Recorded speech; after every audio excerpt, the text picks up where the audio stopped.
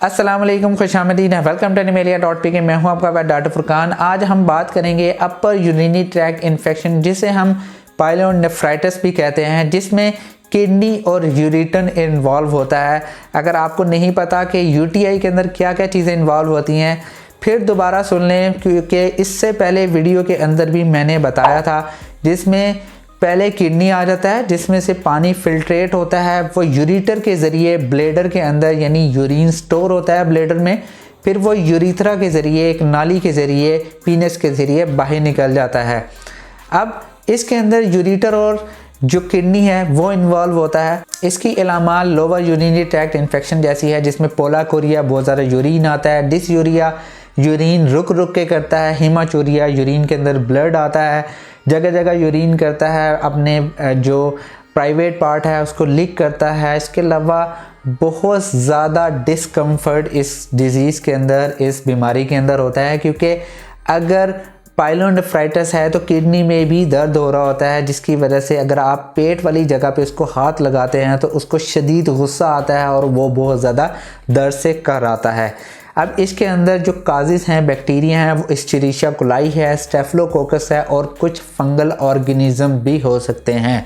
अब इसके अंदर जो रिस्क फैक्टर आ जाते हैं, जिसकी वजह से इस बीमारी के होने के ज़्यादा से ज़्यादा चांसेस होते हैं, जिसमें वेजिकुलो यूरिट्रल रिफ्लेक्स आ जाता है, जिसमें अगर ब्लेडर के अंदर यूरिन स्टोर हुआ है तो वो बैक फ्लो मारता है, जिसकी वजह से यूरिन जो है वो किडनी की तरफ चला जाता है, जिसकी वजह से इन्फेक्शन होने के चांसेस होते हैं। इसके अलावा एक्टोपिक यूरिटर हो सकता है, जिसमें जो ब्लेडर के साथ यूरिट्रा जुड़ा हुआ होता है वो जुड़ता ही नहीं है, या ये तो जेनेटिक हो सकता है या फिर बाद में किसी भी वजह से हो सकता है। थर्ड आ जाता है रीनल डिस्प्लेजिया। इसके अंदर अब नॉर्मल डेवलपमेंट होती है किडनी की, इस वजह से भी पाइलोनेफ्राइटिस या अपर यूरिनरी ट्रैक्ट इन्फेक्शन हो सकता है। इसके अलावा बहुत सारी ऐसी कंडीशंस हैं जिसकी वजह से इस डिज़ीज़ के होने के ज़्यादा से ज़्यादा चांसेस होते हैं, जिसमें अगर आप स्टीरॉयड मेडिकेशन बहुत ज़्यादा इस्तेमाल करवाते हैं अपने पेट को, उसको कैथेटर डला हुआ है, उसको डायबिटीज़ है, उसको स्टोन्स हैं, अगर आपने उसकी एक सर्जरी करवाई है जिसे हम यूरिथ्रोस्टोमी कहते हैं, इस बारे में हम बाद में भी बात करेंगे। और इस तरह की कंडीशन अगर आपके पेट को है तो इसमें पाइलोनेफ्राइटिस अपर यूरिनरी ट्रैक्ट इन्फेक्शन होने के चांसेस होते हैं।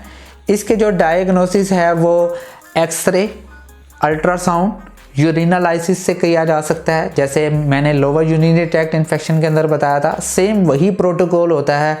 इसके अंदर ज़्यादातर फूड की मैनेजमेंट बहुत ज़्यादा एहतियात से की जाती है। अगर आपने हाई प्रोटीन डाइट दे दी तो ये मसला बार बार आ सकता है।